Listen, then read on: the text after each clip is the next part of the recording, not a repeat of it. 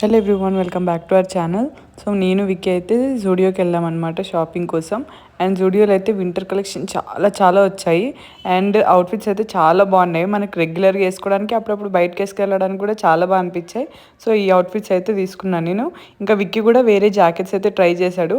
And అవి కూడా చాలా బాగా అనిపించాయి. జూడియోలో సమ్టైమ్స్ ఏమవుతుందంటే రిపీట్ అయినవి అసలు మళ్ళీ రావు. సో వచ్చినప్పుడే గ్రాప్ చేసుకోవడం చాలా బెస్ట్. ఇది కూడా చాలా బాగా అనిపించింది జాకెట్. అండ్ తర్వాత అయితే మా షాపింగ్ అయిపోయింది.